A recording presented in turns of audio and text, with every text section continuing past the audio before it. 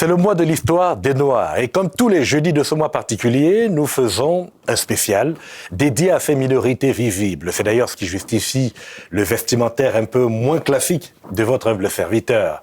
Mais pour aller au cœur de cette diversité culturelle, nous posons aujourd'hui les jalons de la réflexion ouverte par l'Amicale de la francophonie multiculturelle. Elle organise demain vendredi une conférence à l'Université de Saint-Boniface pour questionner la formation des policiers face aux enjeux de la diversité culturelle. C'est au sein de la société canadienne. Son président, Alphonse Lawson, nous a rejoints ici, ainsi que Julien Pelletier du département de criminologie de l'Université d'Ottawa. Je précise à l'attention des téléspectateurs que la police de Winnipeg n'a pas souhaité prendre part à cette discussion. Bonsoir Alphonse Lawson. Bonsoir Goldove. Alors on sait qu'il y a eu à Winnipeg 5 interventions de la police qui se sont soldées par des tragédies, de véritables tragédies, des agents qui se précipitent parfois sur la gâchette. Pourquoi est-il important pour vous d'organiser cette conférence à l'UFB? C'est très important pour l'Amicale de la francophonie multiculturelle d'organiser cette conférence qui en fait est une réflexion.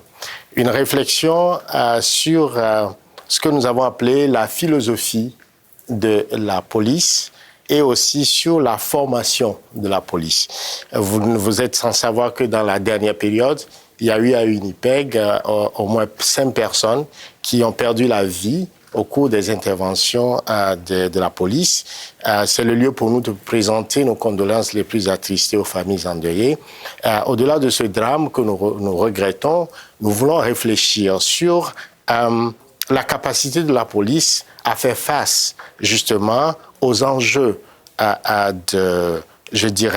des problématiques que pose l'immigration dans la mesure où le Canada a de plus en plus sa population vient des horizons divers.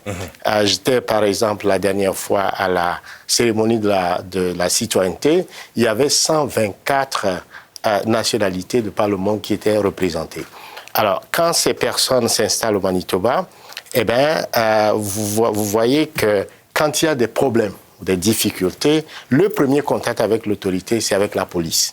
On s'est posé la question, si la police est outillée, dispose de ce qu'on appelle les compétences culturelles pour pouvoir apprécier les situations au cours de leurs interventions. Donc, nous voulons interroger la philosophie de la police, nous voulons interroger également la formation pour voir si ces compétences culturelles... Savoir si les curricula sont en adéquation avec les compétences culturelles, avec l'immigration, avec cette diversité culturelle. Absolument. Voilà.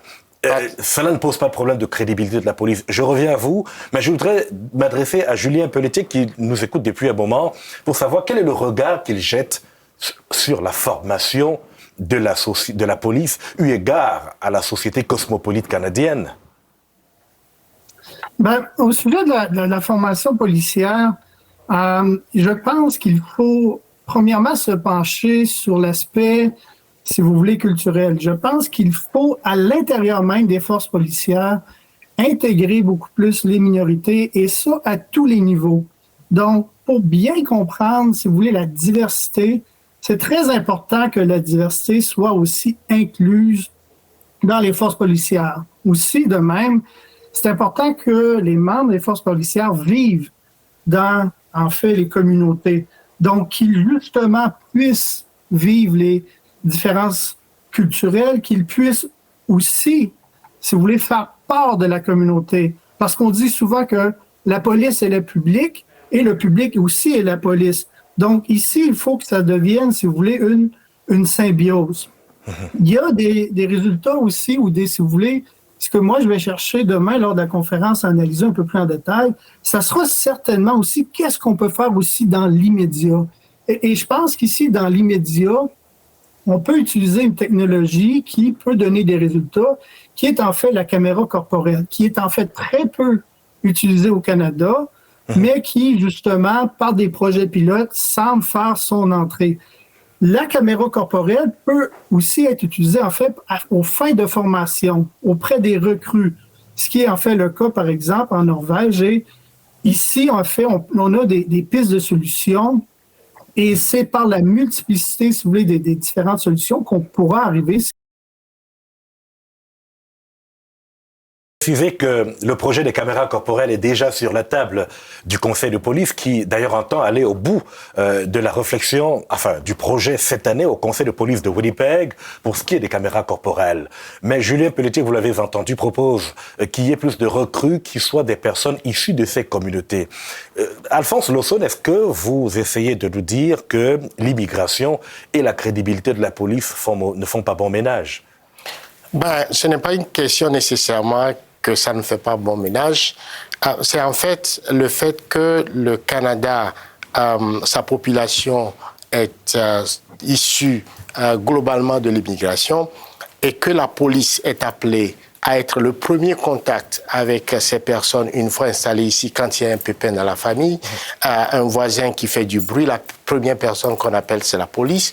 Est-ce que vous comprenez le rôle des agents de liaison communautaire, par exemple? Il y a des surintendants de l'engagement communautaire au sein de la police de Winnipeg. Il y a une de santé mentale.